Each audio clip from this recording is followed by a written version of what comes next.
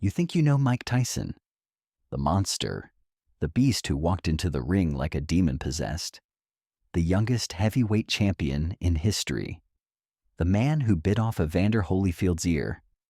But you don't know him at all, because what you saw was a lie, a carefully constructed illusion, a mask worn by a terrified boy who never stopped crying. Let me tell you what they didn't show you. Before the bell rang, before the cameras captured his predatory stare, before he became Iron Mike, he was in the locker room, sobbing, shaking, vomiting from fear. The greatest intimidator in boxing history was paralyzed by terror before every single fight. Think about that. The man who made grown men quit before the first punch was on his knees, begging for it to be over. So the question isn't, how did Mike Tyson become a champion? The real question is, how did a boy drowning in fear become the most dangerous man on the planet?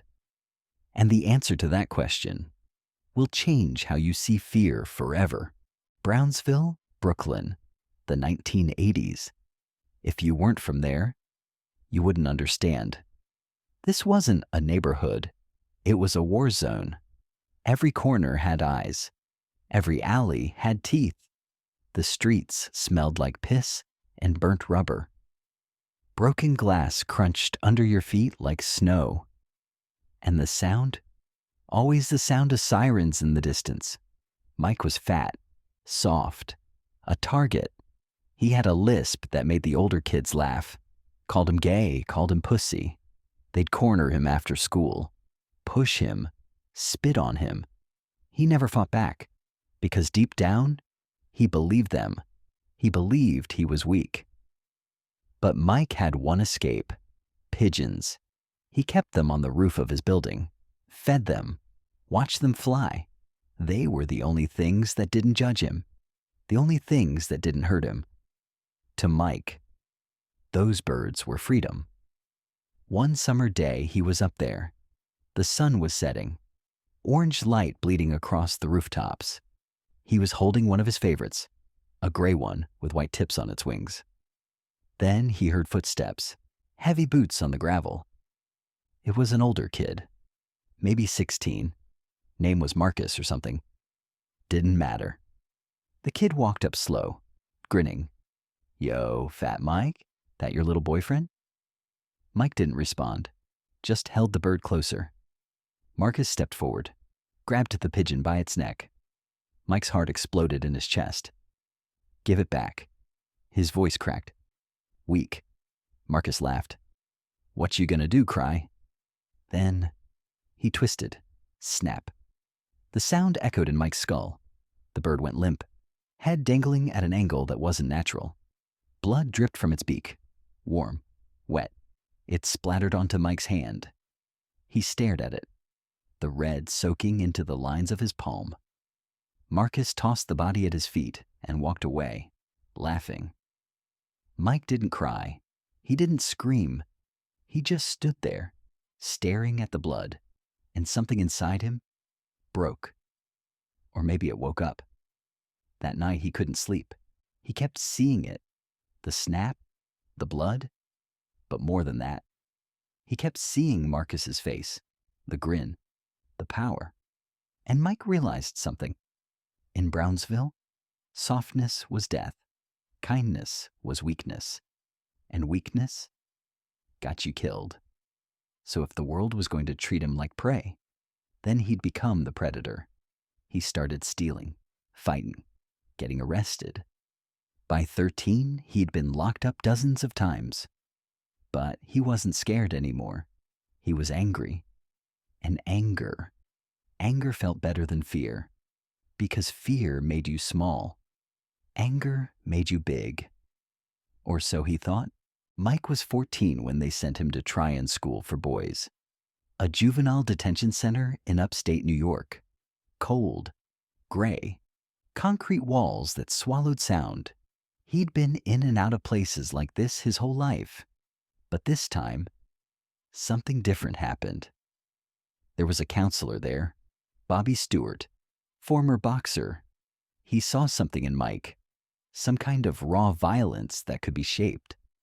So he brought him to meet someone, an old man named Cus D'Amato.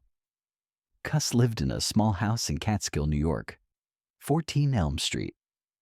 When Mike walked in, the first thing he noticed was the smell. Old wood, coffee, cigarette smoke.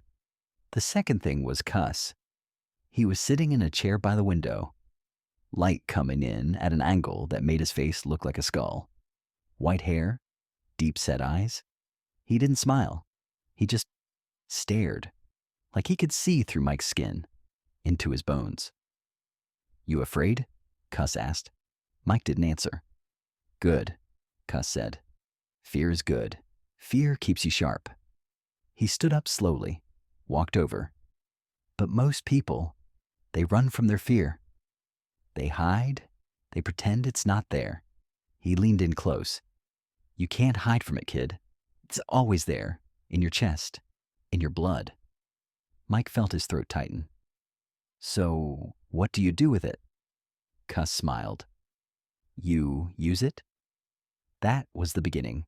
Cus took Mike in, made him live in that house, and every night, after training, Cus would sit with him in the dark. The only light was from a small lamp in the corner, flickering, yellowish. The room smelled like dust and old paper, and Cus would talk. "Close your eyes," he'd say. Mike would. "Now picture yourself in the ring. You're walking out.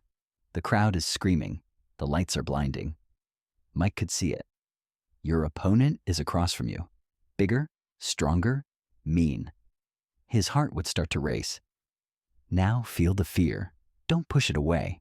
Let it fill you. Mike's chest would tighten. Good. Now ask yourself, what is that fear? Silence. It's not weakness, it's energy. It's power waiting to be used. Cus leaned forward. You take that fear, and you turn it into violence. This wasn't normal boxing training. This was psychological warfare. Cus was reprogramming Mike's brain, teaching him that fear wasn't the enemy. Fear was fuel. And then there was the style. Peekaboo. It looked aggressive, violent, forward. But Cus explained it differently. You ever see a scared animal? He asked one night. Yeah. What's it do? Runs. Exactly. But what if it can't run? What if it's trapped? Mike thought. It attacks. Cus smiled. The peekaboo style is controlled panic. You're moving forward because you're terrified of staying still. You're slipping punches because you're afraid of getting hit. You're throwing combinations because you're scared of giving them space. He pointed at Mike's chest. You're not brave. You're scared. And that's why you're dangerous. Mike trained for hours, days, years, and every night, Cus was in his head, whispering, shaping, building. By the time Mike was 18, he wasn't the same kid. He was a weapon, and Cus D'Amato was the hand that held it. Cus D'Amato had a theory. He never wrote it down, never published it, but he told it to Mike, over and over, in the dark, in the gym, in the quiet moments before sleep. Fear is fire, he'd say. You understand that? Mike would nod. Fire can do two things. It can cook your food, keep you warm, light your way. Cus paused. Or it can burn your house down, kill everything you love. He looked at Mike. Same fire, same heat. The only difference is control. Most people, Cus explained, treat fear like an enemy. They try to put it out, deny it, hide from it. But you can't extinguish fear, because fear is survival. It's the thing that kept our ancestors alive, the thing that made them run from tigers, fight when cornered. Fear is ancient, primal, and it lives in all of us. The coward, Cus would say, lets the fire burn wild. It consumes him, makes him freeze, makes him weak. Mike listened. The fool tries to ignore the fire, pretends he's not afraid. But the fire is still there, and eventually, it burns him from the inside. Cus leaned forward. But the warrior feeds the fire, controls it, aims it. He tapped Mike's forehead. You don't kill the fear, you harness it. And Mike, he understood, because he'd felt both sides of it. He remembered being the fat kid on the roof, the one who froze when Marcus killed his pigeon. That was wildfire. It burned him, made him helpless. But in the ring, he learned to aim it. Before every fight, Mike would sit in the locker room, alone. The walls were cinder block, cold. The fluorescent lights hummed above him. He could hear the crowd through the walls, a dull roar, like the ocean, and the fear would come. It always came. His hands would shake, his stomach would twist. He'd want to run, to disappear. But then he'd hear Cus's voice. Feel it. Don't fight it. Let it fill you. So Mike would close his eyes, and he'd let the fear wash over him. His heart would pound, his breathing would quicken, and then he'd imagine his opponent's face. He'd imagine walking into that ring, the bell ringing, and all that fear, all that fire. He'd aim it, like a flamethrower. When Mike walked to the ring, he wasn't brave. He was terrified. But he'd learned to make his terror look like confidence, to make his panic look like power. And when the bell rang, all that fear exploded outward, into his fists, into his movement, into the violence. That's why Mike Tyson was different. It wasn't just talent. It wasn't just training. It was that he'd learned to weaponize the thing everyone else tried to hide. He fought like a man on fire, because he was. Cus would watch from the corner, arms folded, and after the knockout, after the opponent crumpled to the canvas, Cus would nod, because he knew. The fire had been fed, and it had burned exactly where Mike aimed it. November 4th, 1985. Cus D'Amato died. Pneumonia. Mike was 19 years old. He got the call in the middle of the night. He didn't cry. He just sat on the edge of his bed, staring at the wall. Because the only man who'd ever believed in him, the only man who'd ever seen him as more than a street thug, was gone. Cus wasn't just his trainer. He was his father, his architect, his God. And now Mike was alone, standing in the middle of the fire, with no one to teach him how to aim it. At first, he kept winning, became the youngest heavyweight champion in history at 20, destroyed everyone in his path. But inside, the fire was spreading. Without Cus, Mike didn't know how to control it anymore. The fear turned into rage. The rage turned into chaos. He started partying, drinking, spending money like it was air. He married Robin Givens, a disaster. She humiliated him on national television, called him violent, unstable, and maybe she was right, because the fire that made him a champion was now burning everything he touched. He fired his longtime trainer Kevin Rooney, the last link to Cus, surrounded himself with yes men and leeches, and the discipline, the philosophy, the control. It all crumbled. Then came the fights he lost. Buster Douglas. 1990. Mike went into that fight unfocused, overweight, distracted, and when Douglas knocked him down in the 10th round, Mike didn't get up like he used to. He just stayed there, on his back, looking at the lights, and for the first time in years, he felt that old fear again, the fear of being weak, the fear of being nothing. But this time, he couldn't aim it. He couldn't use it. because Cus wasn't there to whisper in his ear. Then came the crimes, the rape conviction, 3 years in prison, and when he got out, he wasn't Iron Mike anymore. He was a ghost, fighting for money, for survival. But the fire that Cus had taught him to control, it was just burning, wild, destructive, consuming him from the inside out. By the time he bit Evander Holyfield's ear in 1997, the world saw a monster. But really, it was just a man who'd lost control of his own fear. A man who'd been taught to weaponize fire, but never taught how to live without the teacher. So what do we learn from Mike Tyson?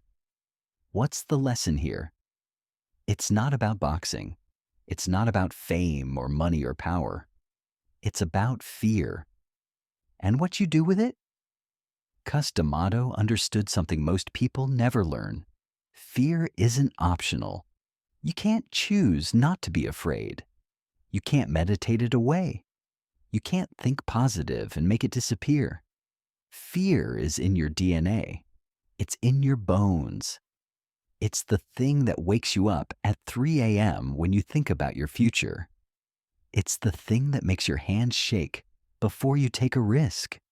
It's the thing that whispers, "You're not good enough. You're going to fail. You're going to get hurt." And here's the truth. Most people spend their entire lives running from that voice. They numb it with distractions, with alcohol, with work, with Netflix, with scrolling. They pretend it's not there, but it is, always. And the longer you run from it, the more power it has. Because fear that's ignored becomes terror, and terror paralyzes you. But what if you stopped running? What if you sat down with your fear, looked it in the eye, and asked, "What are you trying to tell me?" Because here's what Cus knew. Fear isn't your enemy. Fear is information. It's your body's way of saying, "This matters. This is important. Pay attention." When you're afraid to start that business, it's because you care about success. When you're afraid to have that conversation, it's because the relationship matters. When you're afraid to take that risk, it's because you actually want something. The fire is proof you're alive. But here's the part Cus also knew, and the part Mike forgot after Cus died. You can't just feel the fear. You have to aim it. You have to give it direction. Because uncontrolled fear is just destruction. It burns everything. Your relationships, your health, your potential. But controlled fear is rocket fuel. So let me ask you something. And I want you to really think about this. What are you afraid of right now? Not the surface level stuff, the deep thing, the thing you don't say out loud. Are you afraid you'll never be enough? Are you afraid you've wasted your life? Are you afraid of being forgotten? Of dying without making a difference? Good. Feel that. Don't run from it. Let it fill your chest. And now ask yourself, what would you do if you weren't afraid? Not if the fear disappeared, but if you moved forward, despite it. If you let the fear exist, but didn't let it control you. Because that's the secret. The brave man and the coward feel the same fear. The only difference is what they do next. Mike Tyson, at his best, walked into the ring terrified. But he walked in anyway, and he turned that terror into legendary violence. But when Cus died, Mike forgot how to aim, and the fire consumed him. So don't make Mike's mistake. Don't let your fire burn wild, and don't try to extinguish it either. Feed it, respect it, aim it.